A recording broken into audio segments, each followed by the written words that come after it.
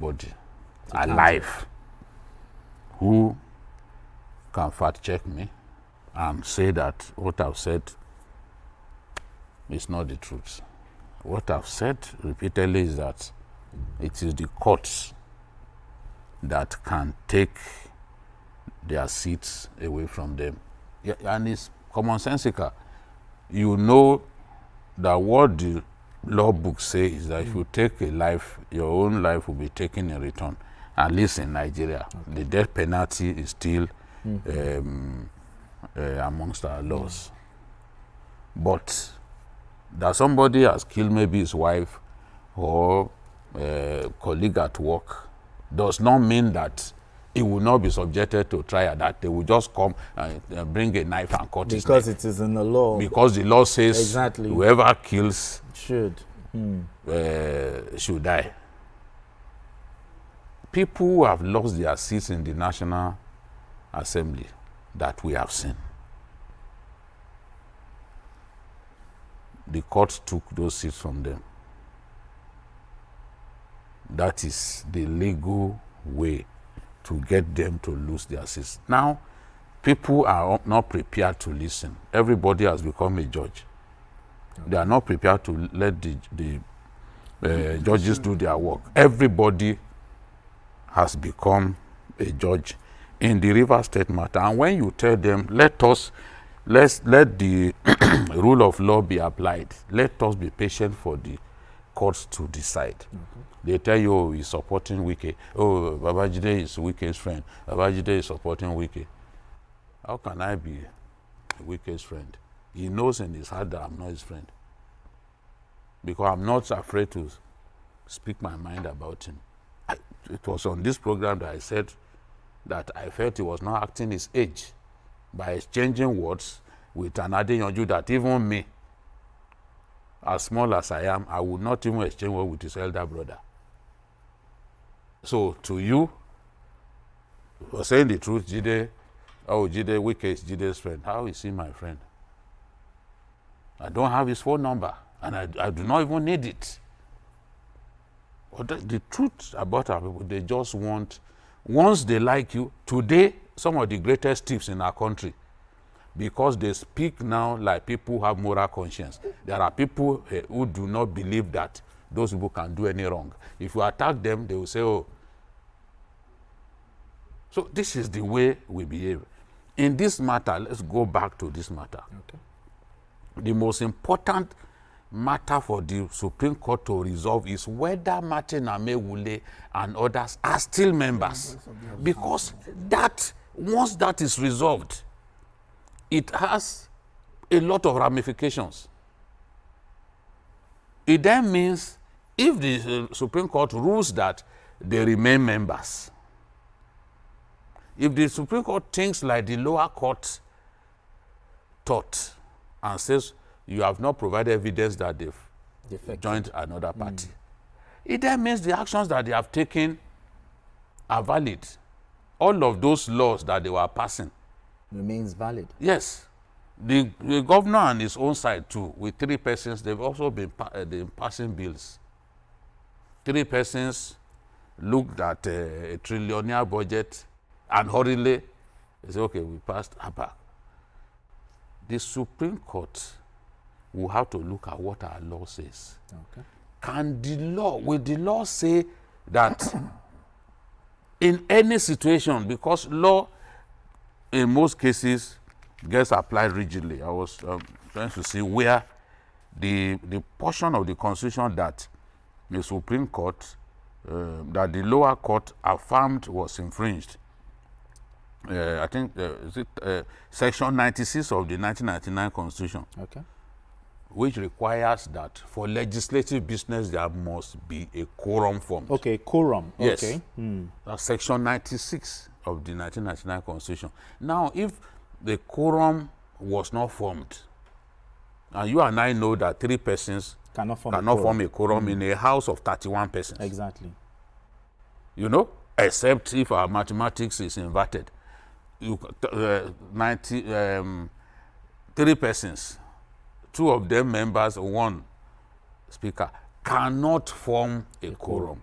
if the rule is applied rigidly, then we know that Fubara is in trouble.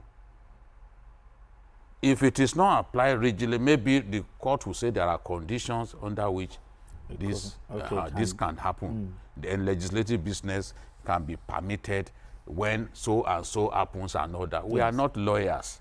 We read the law like other people. Thank God it's written in a language that we understand. So we too are in position to say, okay, this is what we think will happen. So that case, not this one, what Fubara and his lawyers have done is simply to say, okay, we are withdrawing this matter because it's already overtaken by events. That's not how they presented it to the judges. So they felt that, okay, on February 6th, we had already served a notice that we are withdrawing this matter. But don't forget, before anybody pulls the wool over our eyes, don't forget that that matter was in respect of the 2024 budget of the state. Which has... They have gone ahead to even present, why this case was on before a resolution came. I had been pleading that the judiciary should hasten this matter. Hasten up this the resolution of this matter. Before the matter was resolved, as we have seen now, they had gone ahead to present 2025 budget to 3 persons. So, as far as they are concerned, the case was about 2024 budget. So, already overtaken, they've even implemented, they spent the money. They spent the 2024 budget. So, to them, what is the point? 2024, we've gone past 2024, we're in 2025. Another budget they presented. So, they didn't see any need to continue to pursue the 2024 the matter that was decided by Justice Omotosho at the lower court, and then appeal court validated the same judgment. They lost both cases, and in spite of losing at the appeal court, he didn't think it was necessary to implement the order of the lower courts. Now, this one, they've gone ahead to present 2025 budget to 3 persons, 2 persons and a speaker. So they just felt in their heart that what are we talking about? 2024 budget, we've already spent it, we presented, that one is passed, we've already even presented 2025 budget to 3-man house. So why should the case continue? So it was at their instance, and when at their instance they decided that they don't want to continue with the case, no one should feel that, oh, the Fubara is tired, he wants the case to end. No. This is just brinksmanship of some sorts. They are not prepared to say, okay, let this whole battle end. They are talking about 2024 is gone. So it has nothing to do with, oh, maybe peace is on the horizon. No. It has nothing to do with the that. people advising the governor are not people who want this matter resolved quickly. And a lot of them are making money. Some of them have left their states to camp in rivers, making money out of the crisis going on in rivers. They left their own state.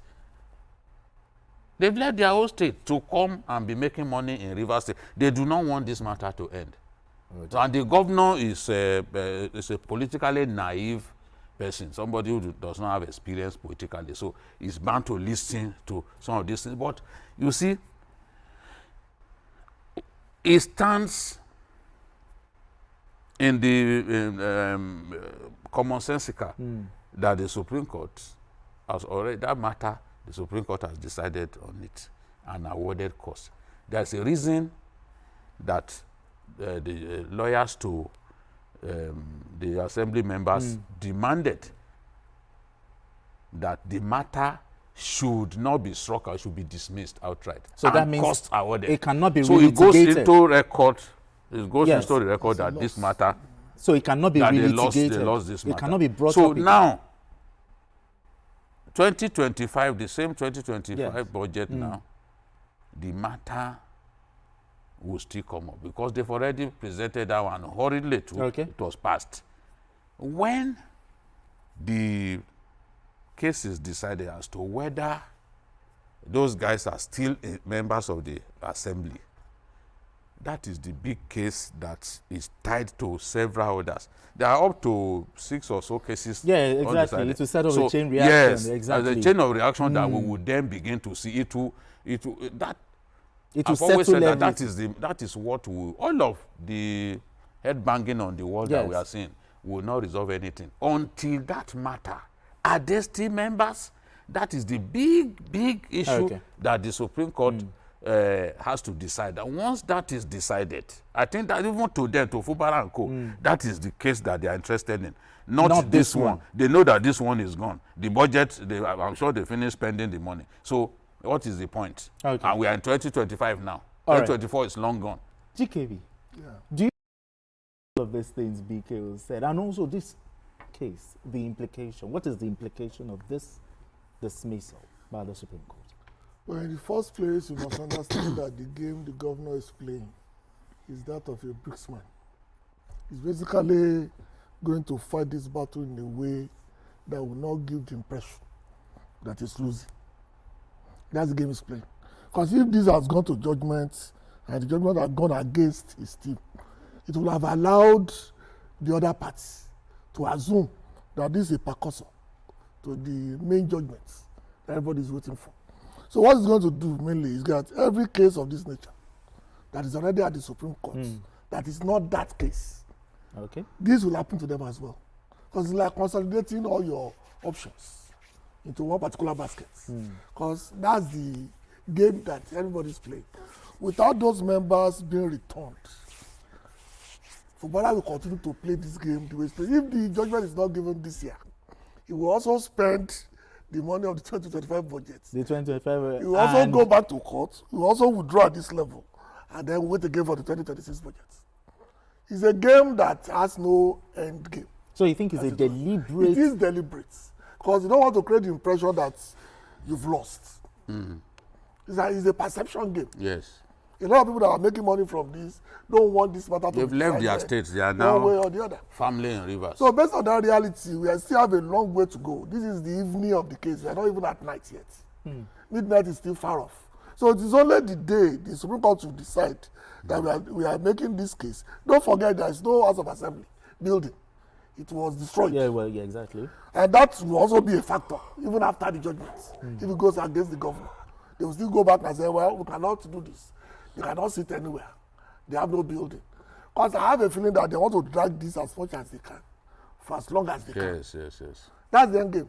They know they will, I don't want to say they will lose. They know that their case is weak. But like any other person playing the game, you know the story in the Bible about the two women fighting over a child. So it's the same thing here. You look at the game and say, okay, ultimately the team may turn against me, but how long can I drag this out? Okay, but in this case, is this a victory for either party of the suit, or is this a victory for constitutional supremacy? Yeah, we used to call this in table tennis tossing. You know what that means in table tennis? Yes, I do. Before you start the game, this is what we are doing now. We are tossing. So this is preamble. We have not gotten to the... Like I said, if that case is not, if those members are not returned or they are returned, then the real game will start. Right now, without that, we are just going around in circles. BK, the issue in Rivers State, you talked about it that this matter cannot, well, it's only the courts. But do you still see political solution? Oh, you asked me this question the other day when because when they started talking about peace, that Pandev also wanted peace, and I said the Urban Victor and they made Baba Victor Atta chairman of the committee. What has happened? I told you that even people like Wike will not go and face that panel, because the person at whose instance the committee was bathed had already taken side. And the shame for leaders in the Niger Delta, especially Rivers, on this matter is that they've all decided to take side. They all decided to take side. When you take side, how do you then get a political solution? Because ethnic issues are involved. And then leaders when there's a conflict, it makes sense for true leaders to stay in the middle and be consistent to be pursuing Justice. a resolution of the matter. But when you openly show bias, each one of those leaders has decided whether to pitch tent with Governor Fubara or to pitch tent with Nyesom Wike. So if you talk to me now, I am Fubara, you are a Wike supporter, you appeal to me, oh, why don't you let us have a meeting? I will doubt your intentions. I will be convinced that you don't have good intentions because you have put it on your face that you are a Wike supporter on this matter. And the same thing goes for maybe a GKB who is a diehard Fubara supporter, an old man supporting Fubara on this matter.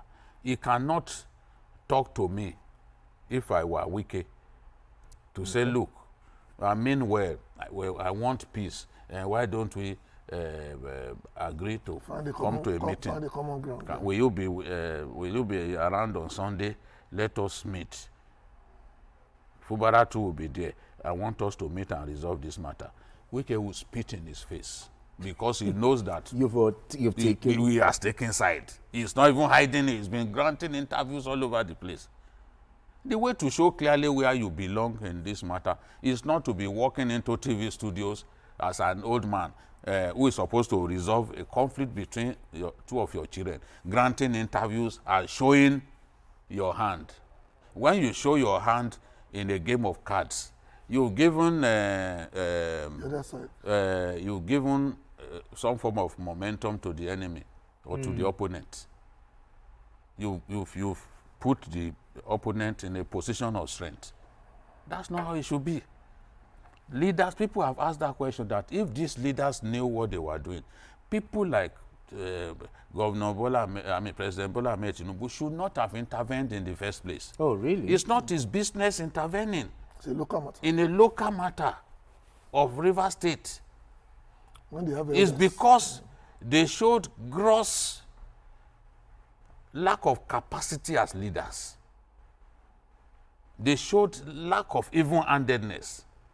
That is why an outsider had to step in to see whether he could resolve a matter that is purely Rivers matter. And when the president intervened, they were the same people who felt, oh, the president was biased. Even when the governor began to implement some of the agreements reached before the president, they were the ones who told him, why are you the doing Rivers this? elders. Yes, because of some of those commissioners, they told him to take them back. And withdraw cases, we took them back. Impeachments and He took the commissioners back. But they were the same people who said, no, the president is biased, this and that. If you cannot deal with a matter on your own, somebody now steps in. You should actually be ashamed of yourself that he had to step in, because that was your job that he was doing. And then you said he was biased. You too should have tried to resolve it. Let us see your own level of even-handedness. But you didn't even give us a chance to see how best you can go at resolving a family matter.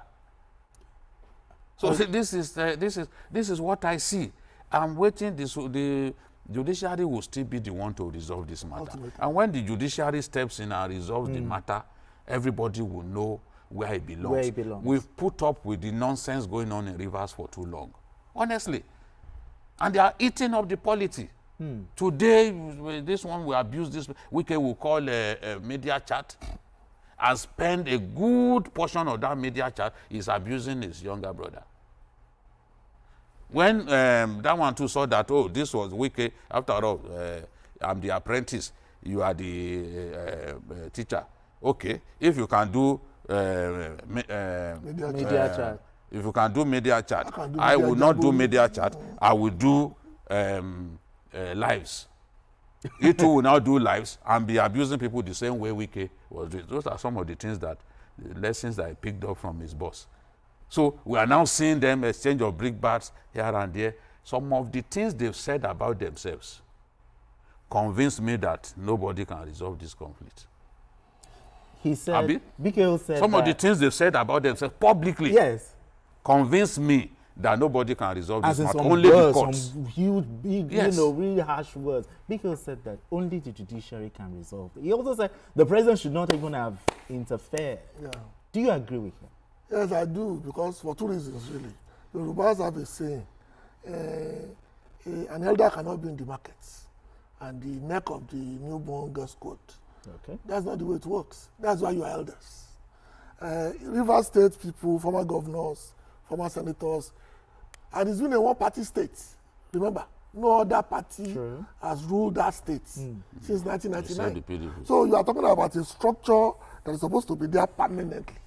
Board of whatever they call it, Elders Council, a long line of structures that the matter should not get to this level.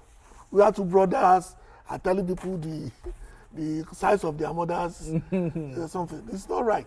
These are people in their 50s and their 60s. And our young people don't look at, they don't listen to what we say. They watch what we do. And that's why I'm not very happy about what is happening in Rivers. So I think what will happen now, really, is the fact that we'll continue with these brickbats. Everybody will be throwing stones. They will be providing us with entertainment. You think it will go into extend till 2027? This particular judgment that is not this particular thing. You think once the judgment comes, a lot of this thing will stop. Ultimately, that's where we are going. Now, in all of this crisis, the governor, the house, where lies the Rivers people? What is the implication for the people of Rivers State? We'll get to talk about this right after this commercial. Don't go anywhere. Still John.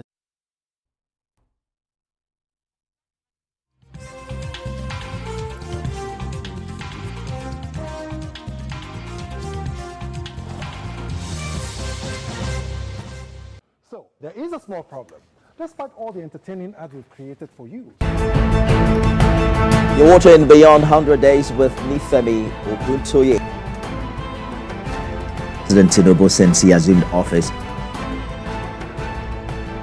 they are on our way to progress. 6 out of the 8 APC federal lawmakers. I have a movement structure that's going to take back our party in Enugu State. Because this one I'm seeing is tales by moonlight. It's not working. So I'm wondering what you think, or who you think can stop him now. He doesn't own the party. One of the causes of inflation is because people cannot go to the farm. The government still needs to do more so that people can eat. I believe what clamoring for is more responsible use of social media. Not that people just go in there and think that they can say anything to anybody. Tinubu is not one who believes in the simple. I mean, he wants to get it done. He will face it. He will get it done. Yes, the president, from inception of his administration, focused squarely on diversifying the economy and driving in investments to, cushion the effect of everything that we've seen, ranging from COVID-19 to the global commodity shocks, global financial crisis, and all of that. I was privileged to have worked under a governor who believed in the system, who also built up the system, and I'm going to do same. All right, that's our show today, everyone. Thanks for being a part of it.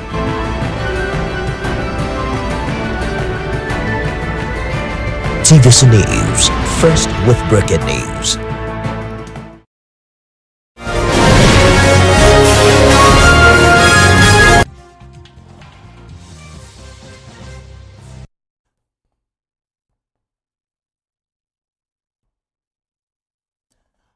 All right, if you just joined us, it's still Journalist Hangout. I still have BKO right here and GKB. So, before we went on that break, I asked you, where lies the Rivers people? The implication of this crisis on the Rivers people? Funnily enough, Rivers people have really, apart from the political imbroglio that we are facing, their governors have been very, very hardworking. Right from the days of Odili, down to Amechi, down to even Wike, who was known as Mr. Project. Even despite the problem they are facing now, one of the PR things that the governor is doing is doubling whatever Wike thought he had done. Okay. Wike built 4 bridges and building 8. Flyover. Wike did let him do it. 13 roads. I'm going to do 26 on paper at least. Well, That's what they're okay. Okay. So I think I don't. It's basically juvenile, but the Rivers people are divided along the same lines that they've always been for the last 20 years. There will always be somebody complaining of marginalization, or somebody complaining, even when the 2 gladiators are from the same ethnic background. They will still tell you what do you call them? Up rivers, down rivers. Upland. All these will always be factors here. And so a lot of people that were lining up behind the governor, they don't care that he's breaking the law, that he's representing a particular face. They don't care that he's breaking the law as long as he's from my own. I know a man who told me frontally that, look, this is our boy. It doesn't matter, nothing will happen. And he said that just a few months after President Tinubu came into power. And we are now here almost 2 years after the fact. And nothing has been resolved. Because like Gide said, a lot of people are benefiting from this and they are not about to let go easily of this free fall that is coming. In these days when things are tight and you have access to such money, you will create anything for the governor. The rivers with a bottle is still very much. We know a governor in the north that spends more time in Port Harcourt than the zero states. Okay. All right, gentlemen, let's move straight to our next conversation. In the corridors of medical training, where precision and focus are paramount, one basic necessity at the University College Hospital UCH Ibadan took to the streets in protest after enduring more than 100 days without power or water. Their placards told the story of frustration. Some of them include plus 100 days of darkness. Another, medical school is hard enough. Give us light. Meanwhile, inside the institution's conference room, the Minister of Power, Adebayo Adelabu, and the Chief Medical Director, Jesse Otegbayo, were locked in discussions with stakeholders seeking a solution to the crisis. For these students, the situation is more than an inconvenience. It is an obstacle to their education and future in a profession where life and death often hang in the balance. This is embarrassing, as in how can a prestigious hospital, an hospital that we've known for so long in Nigeria, UCH, find itself in this embarrassing situation? And why has this issue lingered so long for 100 days? Well, you have to look at it from 3 angles, really. Administrative, then the one about the Nigerian system of asking an hospital to pay certain amounts, and of course, incompetence at all levels. Incompetence? Are you talking about the management? At all levels. Oh, basically. really? Because I don't want to bring this here, because basically I've been asking the question. All these people that will that gets PhD and all that, how come a university college hospital cannot generate its own power? I asked the CMD, and asked some people, said, how come you guys cannot generate your own power? UI and UCH is practically bigger than some towns. Practically. And then you keep wondering how universities will be. This is the #1 college of medicine in Nigeria. Bano. The Saudi family used to come here. Yeah, back then. That's how good it was. In fact, there was somebody in the UK who told me that they were trained there. He's a white man. He speaks Yoruba fluently. He said his family was here for about 40 years at UCH. How come an institution that is about 60 years old will be in such a position that they will be without electricity for 100 days? The last time they saw lights at UCH was October 4th. Last year? Yeah, October 4th last year. They've not had electricity since October 4th. And there's a management in place, and there's a minister in place, and there's a Ibadan Disco in place. There are certain institutions that should be protected. But they said the bills they are bringing for them is too much. They're not making enough money. That's why I broke into 3. Because normally in most countries, where there are institutions that are protected, even with energy costs. But Nigeria, we are giving them commercial rates. That's what the problem is. They are owing about 450 million. They are not really generating that level of income. Because the system cannot allow an operation that you do abroad for $50,000 to be done there for over $1 million, people will not do it. You understand what I'm saying? Yeah, okay. If you look at the expertise that they bring onto the table and what they are expected to pay for it, and then you look at the overhead, you realize that doesn't make sense. It's like asking a military barracks to pay a power bill of 800 million. What's their budget in that barracks for the year? So something's wrong with the way we copy things from other countries. Biko, and we bring it here. Biko, I'm sure you're also embarrassed, by this. Plus 100 days and still counting. Yeah, it's unfortunate that this is what the UCH is going through. It used to be one of the best hospitals in the world. The Saudi leaders used to come to UCH for Medicare. It was truly the pride of Nigeria. They had everything, they had the equipment, they had the best skilled medical workers. Skilled medical workers. But today, UCH is a pale shadow of what it used to be. And if you've been privileged to even receive Medicare at UCH, maybe when you were younger, you'll be ashamed of what is going on. Because I once had ear surgery at this UCH. Really? And ear surgery, you know how complicated it can be. I had it. My ear membrane was perforated and they stitched it at UCH. Yes. We had people like Professor Fajemis in those days. Fantastic medical professionals. It was clearly the best in Nigeria and one of the best in the third world. So if Saudi leaders, the king, Saudi king was coming to UCH here to receive Medicare, there are many ways in which our country has regressed. Sometimes when you tell people what used to happen in our country, they will say you are lying. They won't believe. They won't believe. Can you believe, for example, that Emirates, Nigeria once donated aircraft to these Emirates? I'm just hearing this. Too. Can you believe that Ethiopia Airways used to do their sea check here in Lagos? Yeah, I heard of that one. This where you now have, where you have Arik. Yeah, Bianga. Where you have Arik was it was Nigerian Airways hangar. Ethiopia used to do their sea check here. Today, Ethiopia is one of the best airlines in the world and highly profitable.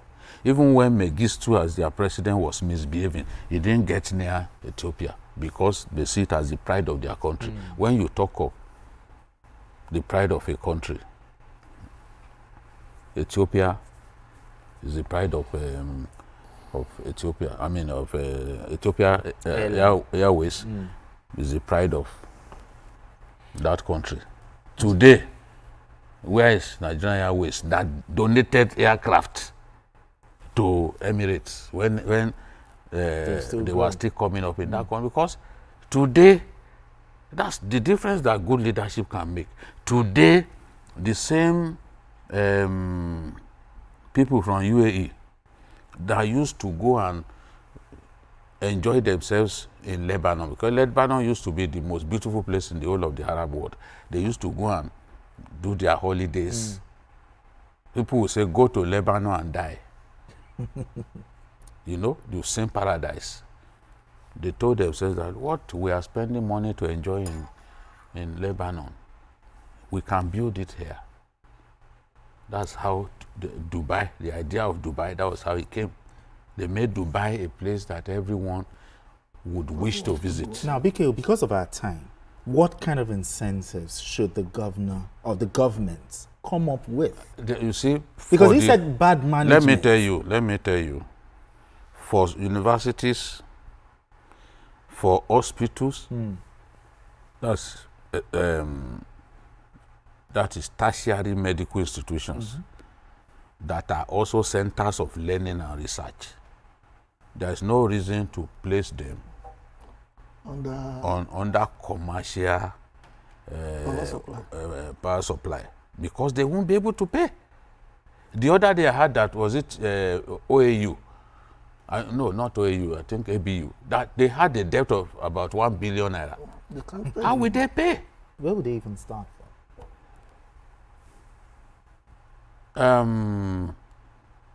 The army, the other day they were complaining that corpses in the mortuary, the army mortuary, were decomposing. Okay, good. To maintain. No, they don't have because exactly right, right. because they were owing. They were owing. Their budget for the year cannot pay. They were owing. So if you owe, this you will be disconnected. Exactly. That's what the discos are doing. Of course, they will disconnect you. It's not. This is not like when we had NEPA. Yeah. You can harass them or their government. They will go. I remember in those days, if we were watching a match and they took like, they will go and beat them up. They will go and beat them up at NEPA. They will quickly restore light. You can't do that to these people. You can't. They are in business to survive, and the business, every subsector of that power sector is gasping for breath. So what would you tell the Minister of Power right now on this issue? The president too must get involved. The president should also get involved. It's not simply, oh, Adelabu, let Adelabu. What can Adelabu do? I'm talking about policy decision, policy statement, that this is what we want to do going forward. Critical infrastructure going forward. Okay. Universities, tertiary health institutions, take them out of this commercial billing. Take them out, or you subsidize it. We cannot take subsidy completely away from our national life. No, now. Exactly. Subsidy is not a bad thing. People, when a country still subsidize agriculture, for example, heavily. So they cannot pay. If you resolve this, you find a way to resolve it. The problem will be back. Because it's expensive. It's expensive, and they have heavy equipment and all that. That will generate they will consume so much energy. So what are we talking about? It has to be a policy decision that, look, going forward, this is what we want to do, and our country has capacity to do it. I believe so. That's the solution. It's a permanent solution that I'm suggesting. It's not this. Do it, and we will have peace. Today is UCH. Do you know it could be loot tomorrow? True. Loot had found a way to deal with this problem, but it's not even a permanent solution that they found. Ask them. So policy direction, policy. We can't have a situation where people they will be using phone, the light from phone, to do surgery. Oh dear. You know, some institutions have done that. People are bringing generators for their loved one to be operated upon. So unless we are bringing generators, we want to continue. How about for babies in incubators and all that? People are bringing generators to people's lives are being put at risk. All right, gentlemen, let's move straight to our final topic. Justice is often a long and winding road. And for Nnamdi Kanu, the embattled leader of the proscribed indigenous people of Biafra, IPOB, the journey has taken yet another turn. A federal high court in Abuja has adjourned his trial indefinitely after Kanu and his counsel, Aloy Ejimako, argued that the presiding judge, Justice Binta Nyako, no longer had the jurisdiction to handle the case following an earlier recusal.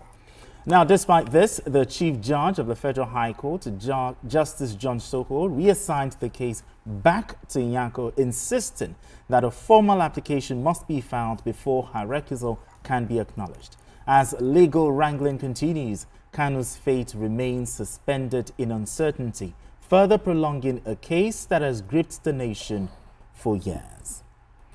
BKO, Justice Binta Nyako of the Federal adjourning this case indefinitely. What does this mean? You know, I think the Justice Binta Nyako at some point got fed up and decided that she was going to recuse herself. He got tired of Nnamdi Kanu's antics. And she said, look, I'm no longer going to handle this matter. But what today we read a news item earlier that Kanu had been told to show up in court unfailingly today. And when Kanu showed up in court, he was told that indeed the matter, the chief judge had refused to take the case, to reassign the case to another person. Okay.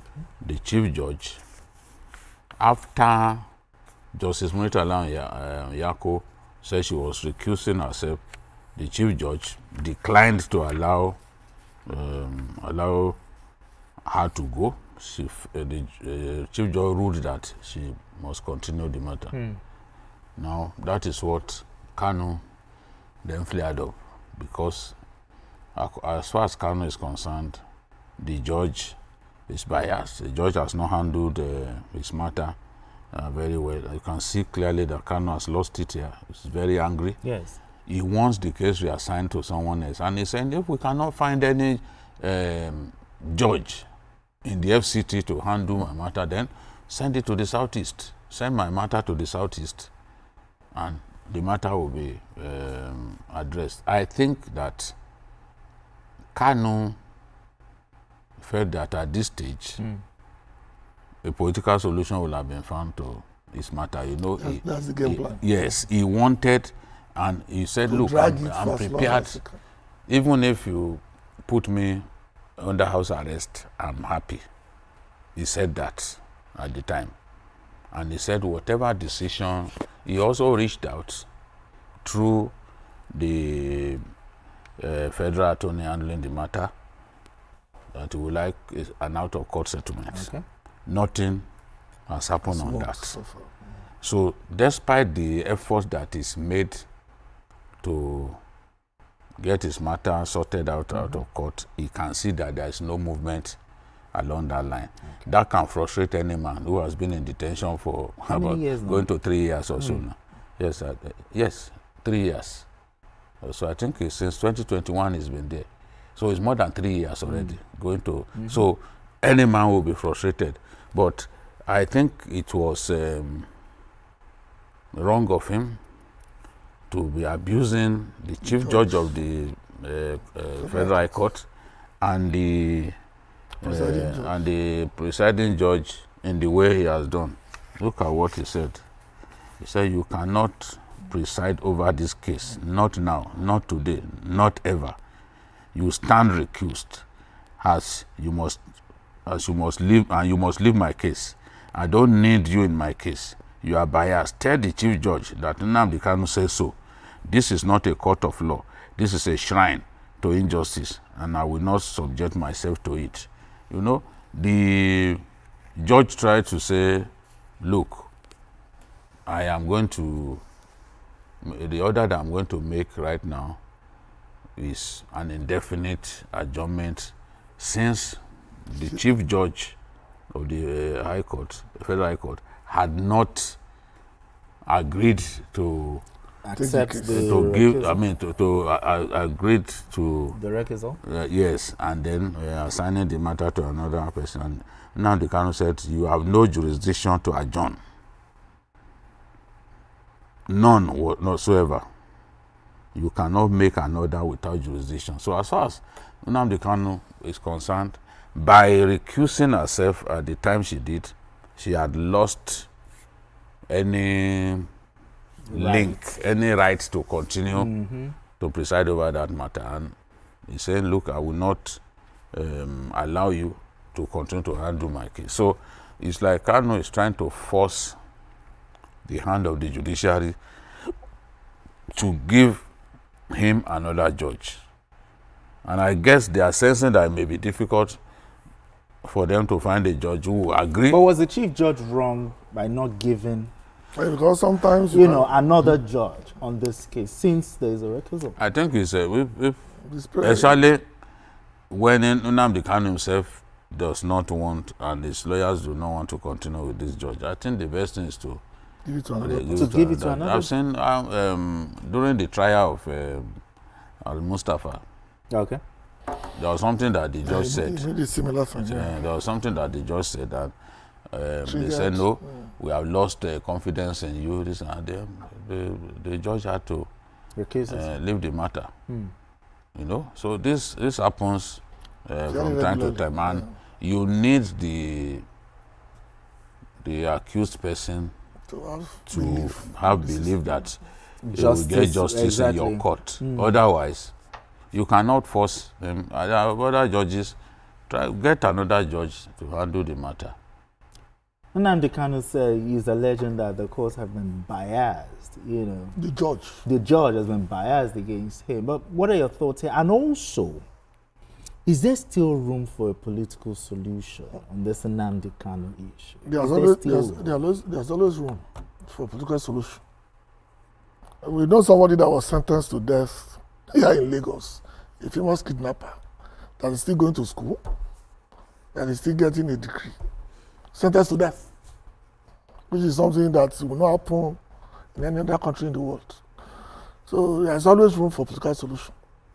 And you and I know that we know a case of a man who was sent to jail and they recalled the case for technical reasons and the man is now a senator. So when it comes to political solution, it can always happen. But in this case, in the case of Nnamdi Kanu, there are 3 levels that everybody's being careful of. Okay. I'm sure the chief judge must have told 1 or 2 judges, I'll give you this case, and they declined. Oh. Because of the high profile nature of the Mm. case. Because this is a case that even if you win, you lose. What do you mean by that? Even if you win legally. Yes. But you will lose in the court of supporters of Nnamdi Kanu. Oh. And these people are not the easiest going people that we know. So sometimes you just have to bite the bullets and give it to a judge who doesn't care. And I think this something that they've just done is basically to give the chief judge enough time so that they will get somebody. The chief judge was saying that they needed to apply formally. Through the woman. Okay, through the... Yeah, it must go back to her. Okay. They apply formally, and then we'll now get it. Or now, maybe the schedule or the post or whatever they do. They told the defendant to file a formal request for the matter to be reassigned. I guess that's how, like, the rule should go. That's the way I've always seen it. That's the way I've But always Nnamdi Kanu, as you know, is basically going to say what he said. And I may be wrong. I'm sure. I think it was gentlemanly at some point, but it's getting frustrating. The pressure is really getting to him because he must have felt that, given the request that he made for out-of-court settlement, given the remarks that he made in an open court the other day, that he will be that if he's out of detention, that the insecurity in the southeast will stop. You must have felt all of that should have swayed the prosecution to say, look, let's consider resolving this matter out of court. But you can see they are not thinking about that. But on a final note, because we are pressed for time, is there still room? Do you still have hope that there could still be some sort of political solution to it? Or you think... I've always said that I wanted a political solution. You want a political solution? Yes, I've been consistent for the past 3 years on that. Whether on Issues with Jide, my YouTube program, or on Journalist Hangout, I've always said that I believed a political solution was possible. But that's me talking. I know there are many people who have told me that, look, what are you talking about? Somebody wanted to set Nigeria ablaze and all that. And I have examples that I can cite as a historian and as a journalist of record, where even murderers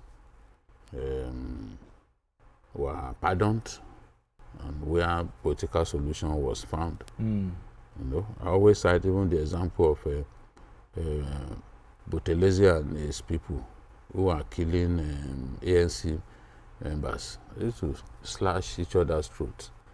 Then there was power sharing. Buthelezi became deputy. Second deputy prime minister. One of the two deputies. Okay. And the killing stopped. And Rwanda. Black on black violence. Yeah. Black on black violence in South Africa was extremely shameful. In broad daylight, people will grab you. They have a name for the machete they are using. I've forgotten the name. But the whole thing stopped once. Immediately, the political solution. Yes, once the Unkata leader, once he was accommodated in the power league. So this thing, but I don't think Kanu has helped his own cause by the kind of comments. Even described the president of the Federal High Court as a stupid judge. You know, the insult today, he abused Awomolo too. The lawyer, the government lawyer, abused that at your age because of the money you are collecting from the AGF. Serious. You are supporting injustice. You know, I think that if you want attitude to change about you have to calm down. Exactly. Give them a chance to consider. All right then. Thank you so much. GKB, it's so nice to have you back. Yeah, it's nice to be back in Nigeria. And also... It's more bearded now. It's more bearded now. Exactly. We are back home. All right then, team captain. We'll pray for him that he recovers fully from the accident that he suffered. Yes, exactly. Broken leg. All right, BK, thank you so much for having this conversation. Thank you so much. And that's it on Journalist Hangout today. Join us tomorrow for another episode of the program. You can watch the repeat broadcast of this episode tonight at 11. Join us on Sunday from 1:30 to 3:30 p.m. for Journalist Hangout on Sunday. We are on YouTube at youtube.com/TVC News Nigeria. I am Benga Oreshegun. Bye for now, and God bless Nigeria.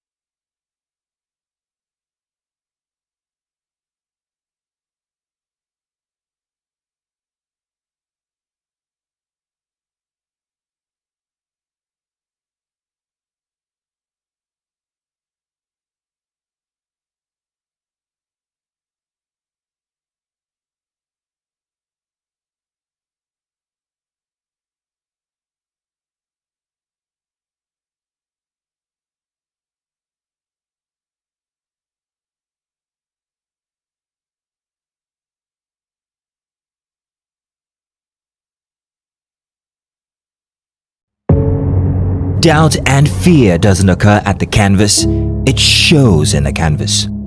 It shows the conation of raw earthen material slabbed, stroked and molded at a pace provided by the doubt and fear. Every move way in the struggle of one to the other, merging the past to the present, brushstrokes of colors seen but not known. For when the wailing stops, the pieces settle down in abject beauty erected for a century of a century. Speaking, advocating, protesting as the arts are meant to be.